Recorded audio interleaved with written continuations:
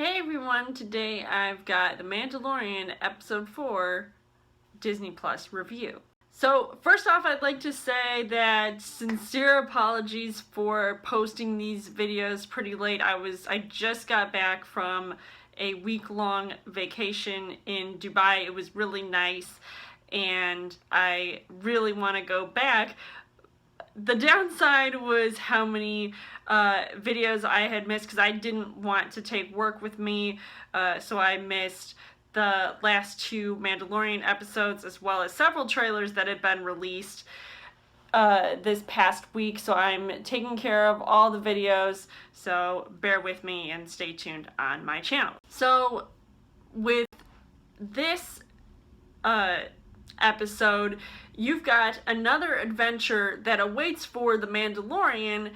so how much trouble will he get into this time? So as far as the story goes, Bryce Dallas Howard, who obviously is an actress and coming to direct this episode, and I had previously known she was going to direct one of these Mandalorian episodes, I just didn't know which one, and so this one is titled Sanctuary, where in the beginning it kind of reminded me of Rogue One, though then again, all of these episodes sort of remind me of Rogue One because of the tone and the color scheme and just the way that the movie feels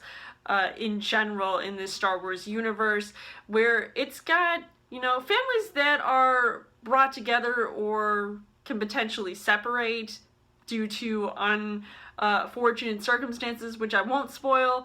but it also felt like a very female-centric type of episode where you have these badass characters where,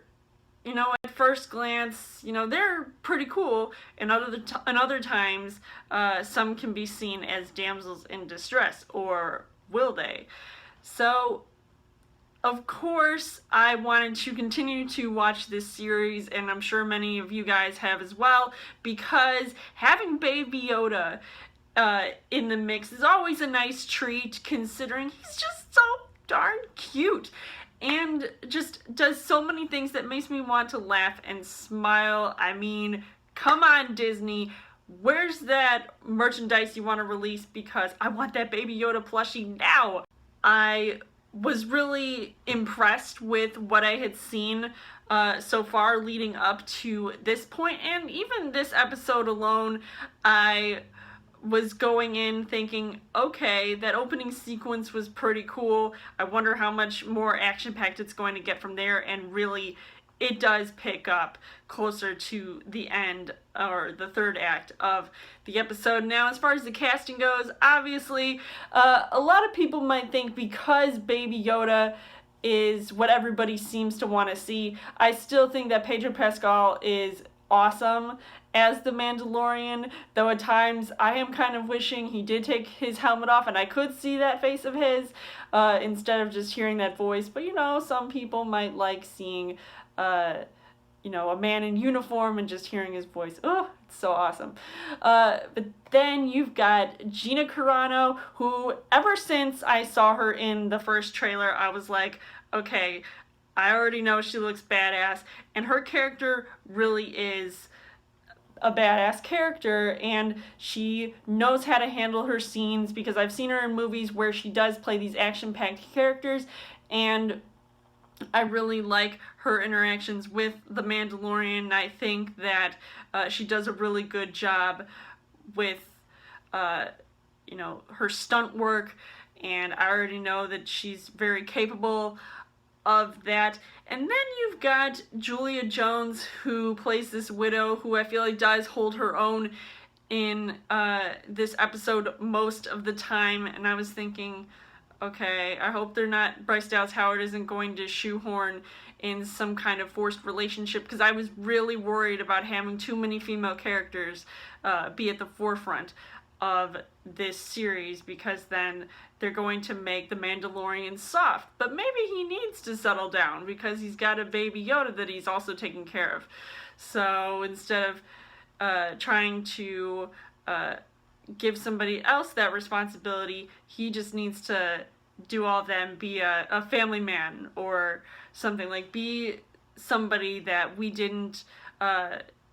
get to see yet. So we'll see what happens in the future with his character. The things that I liked about this episode was that the action scenes were pretty spectacular, especially with the AT-ST walker. Now, I knew that there was another type of Imperial walker in the Star Wars universe, and I was thinking, which one is this? But man, it was seriously giving me Terminator vibes, and especially with those red eyes, and the way it was moving sort of brought me back to the original Terminator movies. Of course, Bryce Dallas Howard was in Terminator Salvation, but also Lord of the Rings vibes when it came to those alien creatures in the beginning of the episode, where they're using these practical makeup effects, and I really liked seeing a lot of the grounded practical effects used in this episode versus previous episodes where, it could be blatantly obvious that it's like CGI, but not too heavy on the CGI, but you can tell that the CGI is used. And it did feel like a longer episode that kept the pace going, and at one point my heart almost stopped during a certain scene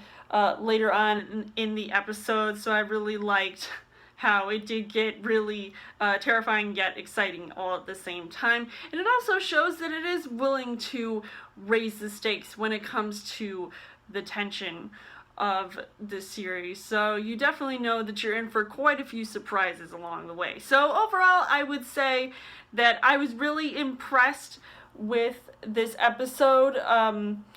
and I just can't wait to see more.